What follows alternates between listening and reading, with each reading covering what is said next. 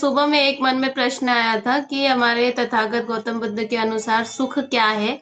और एक ये प्रश्न था कि मैंने तथागत गौतम बुद्ध के स्वर्ण का छोटा सा लॉकेट खरीदा है, तो उसको क्या मैं गले में पहन सकती हूँ? क्योंकि आपने कुछ दिन पहले ही बताया था कि भगवान का स्थान गौरव से रखना चाहिए, उनको बहुत आदर सम्मान से रखना चाहिए, तो फिर उनको गले में मैं पहन सकती हूँ कि नहीं? ये दो प्रश्न थे बनते जी। पहन सकते हैं अगर वो अच्छा से गौरव से अंदर से पैकिंग बैकिंग है तो। धर्म चक्र जैसा बहुत अच्छा है गला में पहनने के लिए। हाँ, मूर्ति फोटो हम ज्यादा अनुमति नहीं करते हैं। हाँ, ऐसा है। और दूसरी बात की पहला प्रश्न था कि भगवान बुद्ध को सुख क्या बात है। तो भगवान बुद्ध धन किसको बताए, धन से ही तो सुख मिलता है। तो आम वस्तु का धन से ज्यादा श्रद्धा धन भगवान बुद्ध श्रेष्ठ बताए। हाँ, श्रद्धा एक धन है, शील एक धन धन है, धर्म का ज्ञान एक धन है, त्याग एक धन है, प्रज्ञा एक धन है, सत्य स्मृति एक धन है। तो धन ही भगवान श्रेष्ठ बताए। वो धन है तो वो धन को कैसे इस्तेमाल करना पता है। नहीं तो ये धन के बिना वो धन मिला तो वो जीवन में अकुशल ही पाप करता है। लेकिन वो धन पुण्य से मिलता है, लेकिन प्रज्ञा को पाने का पुण्य नहीं है उसके पास, जिस कारण और पाप कर बढ़ाता है।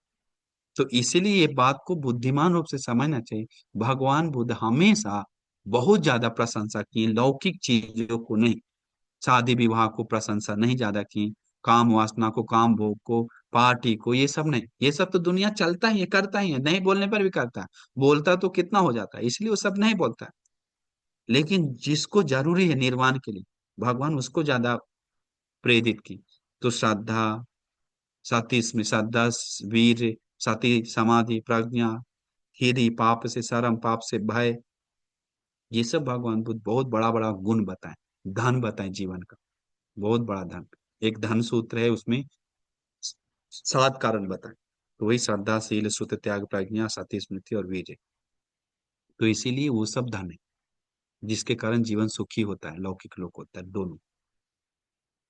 समझ गए उपासिका? और दूसरा तो बता दिए, मूर्ति हम तो अनुमति नहीं करते, लेकिन ज्यादा रोकते भी नहीं हम पहने हुए लोगों को, ऐसे माना नहीं करते हैं। लेकिन बहुत अच्छा धर्म चक्र पहनेंगे तो एकदम ए ग्रेड। जी बनते जी, मैं आपका जो आपने बताया सुखी जीवन के लिए बहुत अच्छा मुझे समझ में आया। साधु साधु। और ये जो रॉकेट है तो मैं इसको निकाल के रख दूंगी आदर सम्मान से।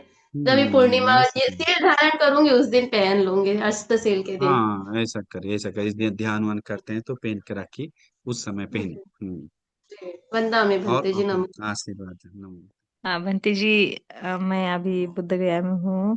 तो भगवान हम्म। बुद्ध जी को वंदन करने के लिए अ, उनके जो महाविहार में जो मूर्ति है उनको स्पर्श करके जो लेडीज है वो वंदन कर सकते हैं। बोधिपाद जो है उनको स्पर्श करके मत वंदन कर करिए, सकते क्यों हैं। सब ड्रामा बढ़ा रहे हैं? क्यों ड्रामा नहीं बढ़ा नहीं, रहे हैं? वो नहीं, मैं तो नहीं, नहीं ज्यादा करती समझ, ज्यादा। योग्य नहीं, योग्य नहीं, योग्य नहीं वो सब करने जाना। हाँ अभी हाँ, मत की बहुत कर, सारे मतलब कर ऐसा रहे हैं। प्रॉब्लम मैं ज्यादा तो नहीं है, लेकिन वो दृश्य को मत छुइए डायरेक्टली। मत तो ये डांट नहीं रहे हैं, वो मौका अलग मिलता है तो वो अलग बात है। हम भी आज तक नहीं छुए, हम तो हम गए थे अंदर तो मौका मिला था तो छुए थे। नहीं तो ये चलते हुए हम पत्ता छूकर वंदन करेंगे, इसे कभी जिंदगी में नहीं की। हमको मौका मिला था तो छूकर, श्रीलंका मौका मिला ऊपर जाने के लिए हमको, क्या तो पुण्य से। तो हम ऊपर जाकर हम स्पर्श करके वंदन किए थे गौरव से।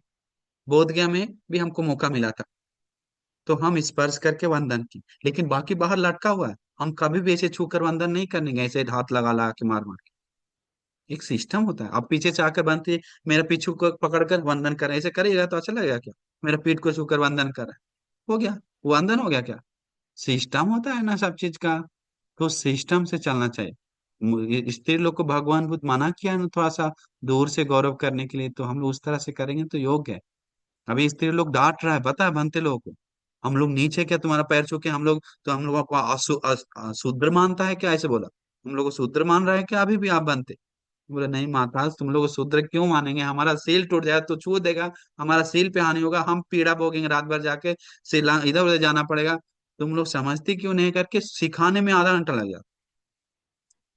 नहीं तो जबरदस्ती पैर छूने के लिए उठा के मेरा गिरा के पटका के धोने का मन आया तो पटका के धोएगा मैं, ऐसा है कहीं कहीं। हम तो सीधा बोलते हैं हम भाग जाएंगे दौड़ कर ही, हम इधर नहीं रहेंगे। हमें ज्यादा प्रेरित करेगा तो हम गाड़ी में बैठ जाएंगे, हम बोलते हैं तो फिर चुप हो जाता है, हमें अच्छा नहीं है मत पीड़ा दो करके बोलते हैं, तब हमको रुकता है। ये सीखना पड़ेगा और सिखाना पड़ेगा लोगों को कि दूर से फूल छीटिए, ऊपर से कभी कभी पानी डाल सकते, लेकिन वो भी मत कीजिए। मत तो ऐसा नहीं कि पुण्य कम मिल रहा है खड़ा होकर रहने से, ऐसा नहीं सोचना चाहिए।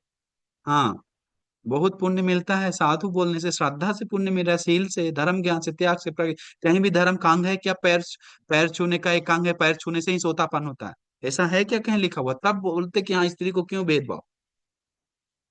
हाँ, पैर छूने से ही सकदागामी होता है, अनागामी होता है, अरहंत होता है, बोधि का स्पर्श करने से ही सोतापन सकदागा अनागामी होता है, ऐसा कहीं लिखा हुआ है क्या कि कोई स्पर्श करके अरहंत हुआ है?